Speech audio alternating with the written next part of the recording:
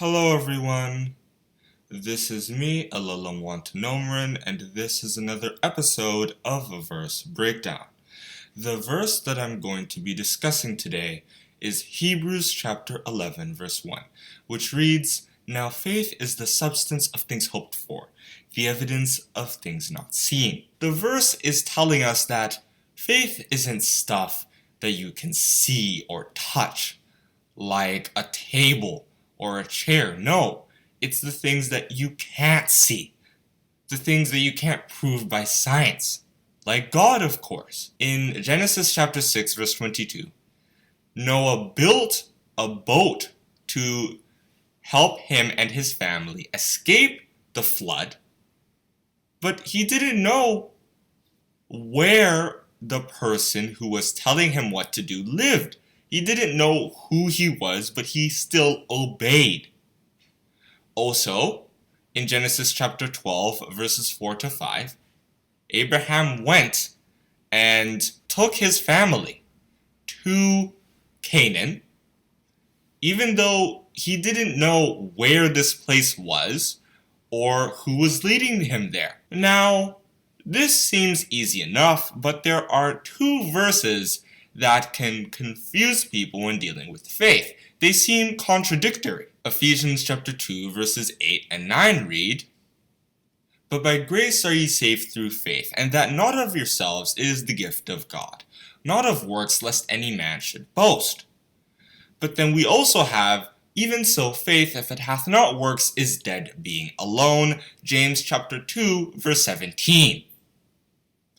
Well, as I will explain, these two verses refer to different levels of Christianity, different stages. Ephesians chapter 2 verses 8 to 9 refers to the beginning stage.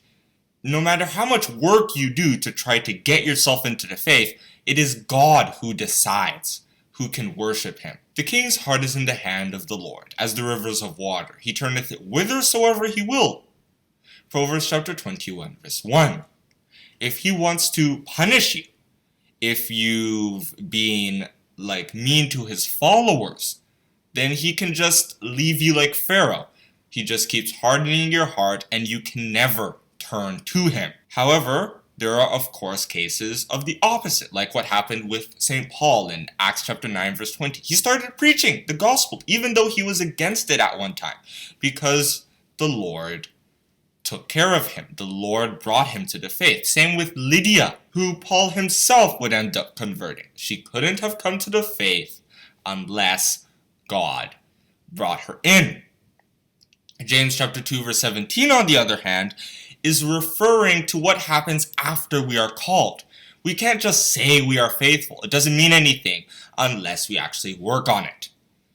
Korah, Dathan, Abiram, and on believed that they were righteous and that they served God, but they failed in Numbers chapter 16 by trying to go against what God had to offer through Moses.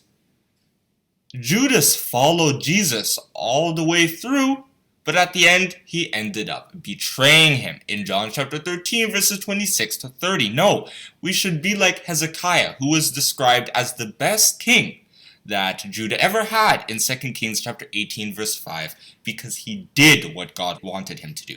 He didn't just go to worship services, no. He got rid of all the pagan practices of his father and restored true worship to Judah. In conclusion, faith is an important part of a Christian lifestyle, and it is important that we get it right, because it is through faith that we are justified before God, according to Romans chapter 3 verse 30, and it is through faith that we truly live.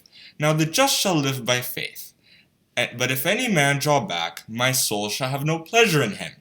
Hebrews chapter 10 verse 38. And that is where I think I can stop on discussing the subject, Hebrews chapter 11 verse 1, which once again reads, "Now faith is the substance of things hoped for, the evidence of things not seen." Hope you enjoyed this video. Please make sure to like, subscribe, and share this video so others can get to enjoy this message. Thank you for listening.